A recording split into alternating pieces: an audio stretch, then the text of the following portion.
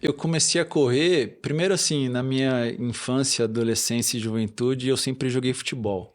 Era o único esporte que eu praticava. Eu sempre tive, acho que, facilidade com praticamente todos os esportes, mas futebol sempre foi minha paixão e Uhum. continua sendo. E eu vejo hoje meu filho e eu entendo muito o que talvez meus pais passaram. Mas eu amava futebol, eu dormia com a bola, jogava. Mas a vida vai passando e a gente vai percebendo que a gente não se tornou o que a gente sonhava, né? Isso. E aí eu comecei a pensar, eu preciso encontrar um outro esporte. E eu sempre penso, né? Futebol é difícil de a gente achar, encaixar na agenda, porque depende de outros 9, de uma quadra, de uma bola.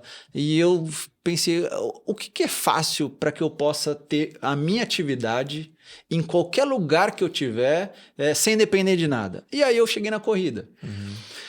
Eu lembro, se eu não me engano, meu irmão fez uma prova, meu irmão Daniel, e aí eu achei interessante, eu falei, acho que eu vou correr também. E aí, na semana seguinte, eu comecei a correr. Isso eu era solteiro.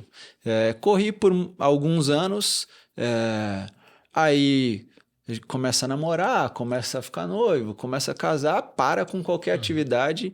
E eu tive lesão nos 2 joelhos. Por conta do caminho de Santiago que eu fiz na Espanha. Eu fiz aquela peregrinação e eu Não precisou estourei. fazer cirurgia? Não fiz cirurgia, mas eu estourei os 2 joelhos e aí eu tive que parar. E aí quando eu fui liberado, tive alta, eu falei, eu preciso encontrar agora uma atividade. Estou casado, já não sou mais jovem, eu preciso encontrar. E aí eu voltei a correr. Isso eu estava no Morumbi ainda. Voltei a correr, mas sem nenhuma prova, sem... E aí quando a gente morou fora, na época era só Drica, eu e a Luísa, eu comecei a fazer provas. E eu comecei a ficar apaixonado. Porque, e acho que quem corre, e eu sei que vocês dois também correm, chega uma hora que cansa só treinar. É legal sair para correr, mas chega uma hora que você fala, eu preciso ter alguma coisa. E a prova começou a ser isso para mim, a meta de eu preciso treinar, eu preciso melhorar meu tempo, eu preciso aumentar o percurso, porque... E aí eu fui me inscrevendo. E hoje eu já fiz algumas meias, mas sem nenhuma preocupação com o tempo, e fiz 2 maratonas. Que especialmente a última, pensando fisicamente, foi a experiência mais, não sei a melhor definição, mas mais extraordinária que eu vivi, de ser completamente destruído fisicamente. Mas em meio a tudo isso, por conta da nossa profissão, eu fui percebendo o quanto a corrida também se tornou a minha terapia. E o lugar onde eu mais pratico a minha espiritualidade. Eu sempre digo que quando eu estou sozinho, o lugar onde eu mais vivo experiências com Deus é na pista de corrida. Quando eu não estou sozinho, o lugar onde eu mais vivo é dentro de casa com a Drica e com os nossos filhos. Mas a corrida se tornou esse lugar de um cuidado com o meu corpo e com a minha espiritualidade, com a minha relação com Deus. Então, desde o início, eu nunca corri de fone, então eu saio para correr sem nada.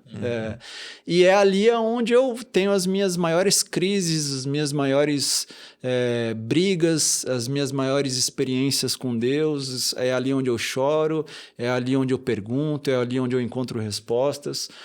Porque eu normalmente saio e fico pelo menos 1h30, 2 horas, eu e Deus, no meio de um asfalto com todo mundo passando.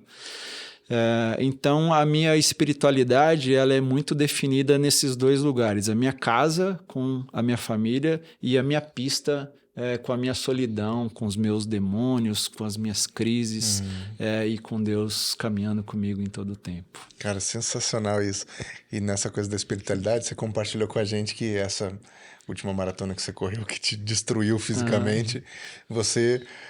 foi também uma peregrinação espiritual, sim, né? Sim, Compartilha com a gente um pouquinho de como é que foi. Assim. Então, isso começou na minha primeira maratona, Você né? não quer deixar para ser irmão, não?